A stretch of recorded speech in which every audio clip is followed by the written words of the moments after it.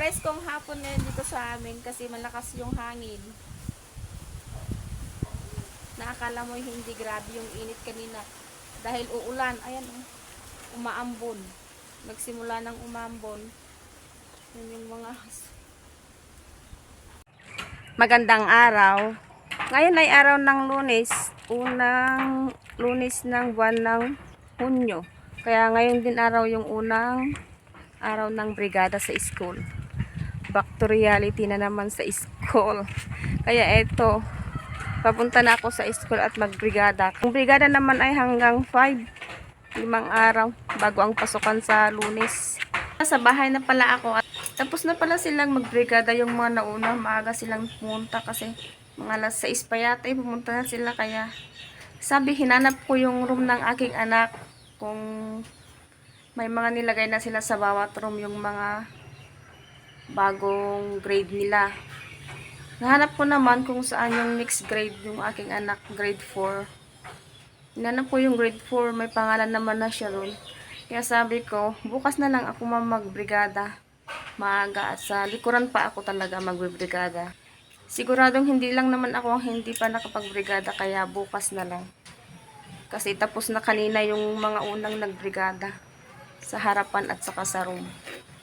Kaya ayun, umuwi na lang ako at maglalaban na lang ako ng mga kumot.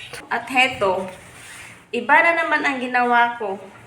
Sabi ko kanina maglalaba ako ng mga kumot para bukas maaga akong pupunta sa school para magbrigada.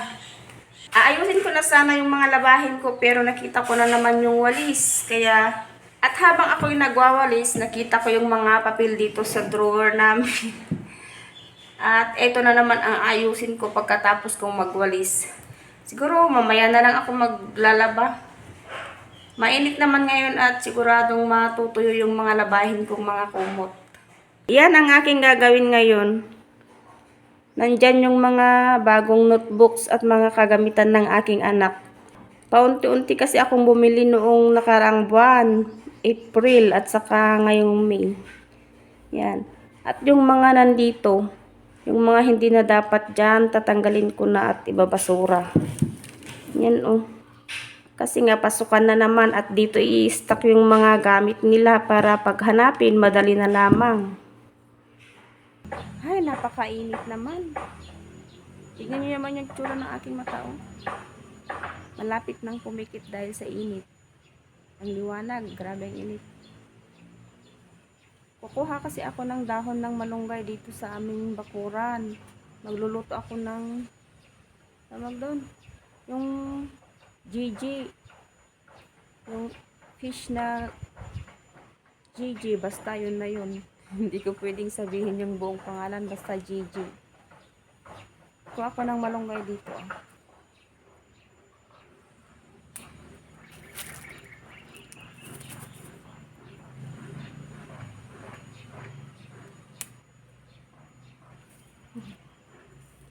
Kawawa naman, maliit pa. Bagong sibol yung mga dahon. Kasi nga tag-ulan na naman, kaya ayan.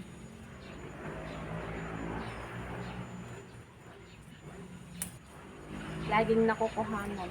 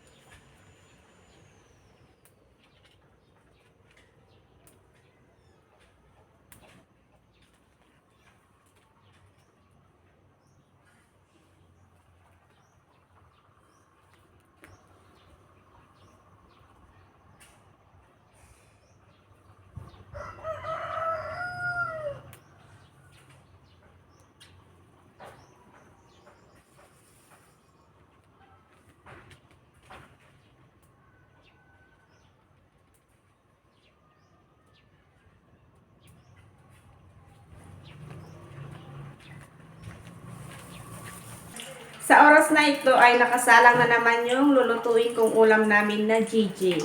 Kung saan, ayan. Ayan, makikita niyo sa aking likuran. Ayan. At malinis na rin yung malunggay, hinimay ko na. Pero may dalawang dahon na hindi ko hinimay. Mas masarap kasi na gano'n. Hindi pa kasi masyadong magulang kaya hindi ko na siya hinimay. Yung ganito, oh. Ayan. Bata pa, hindi pa masyadong magulang. Kaya hindi ko na siya hinimay. Kainan na dahil luto na ang ulam. Ayan. Sarap ng sabaw with malunggay. Sinabawang isda na may kamatis at saka dahon ng malunggay at sibuyas. Suka at asin. Yan lamang po ang nilagay kong panlasa.